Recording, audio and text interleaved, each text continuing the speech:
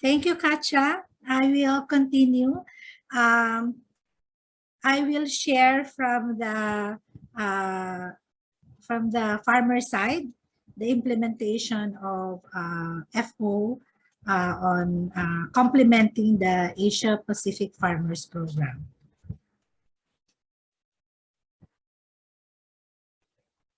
Okay. From our side, the Farmers Organization for Asia is co-financed by the Asia Pacific Farmers Program through IFAD.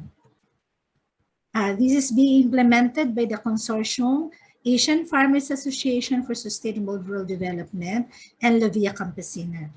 AFA is a regional network of farmers in Asia with members in 22 countries, around 13.5 million women, men, and young farmers.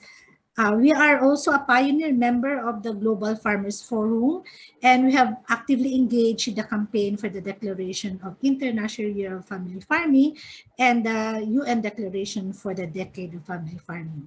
Our partner, La Via Campesina, is an international peasant movement promoting agroecology, food sovereignty, among other concerns.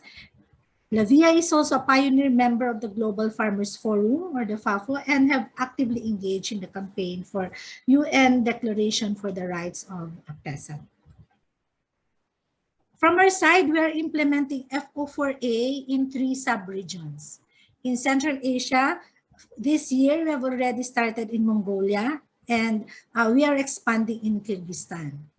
In South Asia, we are working in 5 countries with National Farmers Organization in these countries: India, Pakistan, Nepal, Bangladesh, and Sri Lanka. And in Southeast Asia, in ASEAN countries, including Myanmar, Laos, Vietnam, Philippines, Thailand, Cambodia, and Indonesia. In all these countries, we endeavor to reach around 1.25 million farmers to be benefited from favorable policies.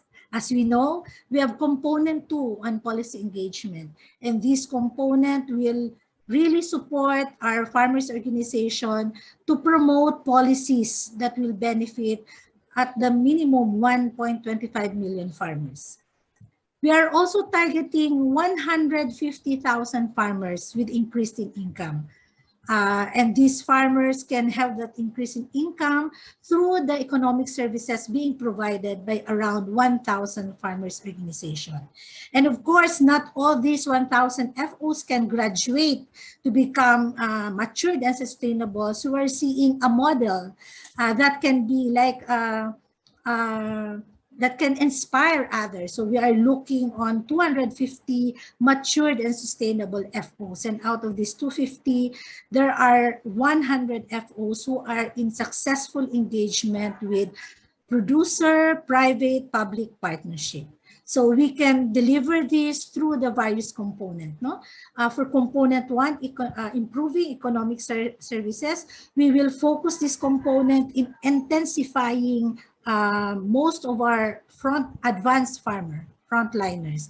And then the component 3 will be focusing on the strengthening of the other partners, the 1,000 farmers organization. In all this, there is component 4 to help us in the knowledge management and communication and visibility. FO4A has been implemented already, and then we are happy to share with you some of the activities and outputs of FO4A. For component 1, at the end of 2021, we have 277 farmers organizations with at least 2 economic services. And some of the key activities were the series of business development planning workshop, which resulted to approval of around 16 business plan. And this is 16 business plan has been supported and funded through the Challenge Fund, complemented by the APFP. We also seen marketing contracts forged in Cambodia, Laos, and Vietnam.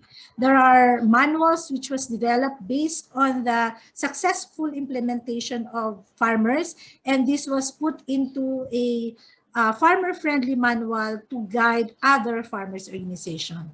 particularly on food processing. There are numerous trainings conducted along the use of sustainable farming technology, food processing, packaging, farmers branding. And of course, to support these local activities, we also conducted regional activities. We have two major webinars we sponsored. One is setting up online farmer Facebook shop. One of the challenges of the pandemic is that there's no logistics, marketing is difficult. So some farmers have piloted the online farmer shop. And we drawn that experience and we share it through the webinar. Second, we also conducted a regional webinar on technologies to avoid food loss and food waste. We co-organized with a corporation, Covestro, who is working on post-harvest facilities to know some of the important elements on how to avoid food loss and food waste.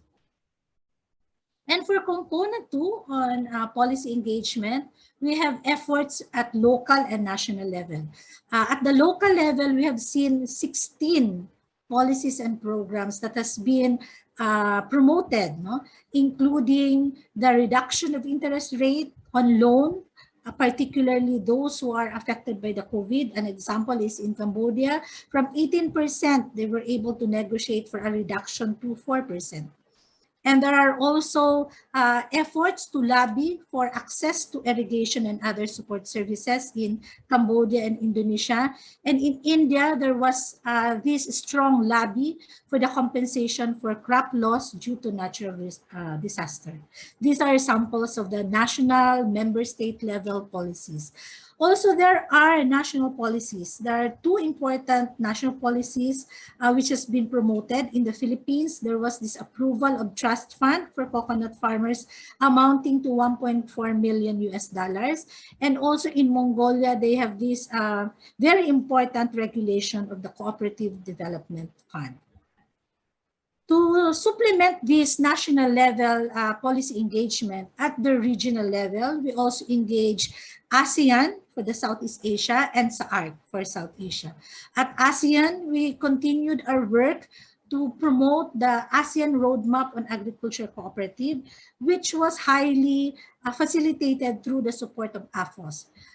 Using that instrument, we created working group for each of the pillar of the roadmap. And then we are continuously pushing for the implementation of the ASEAN Coffee.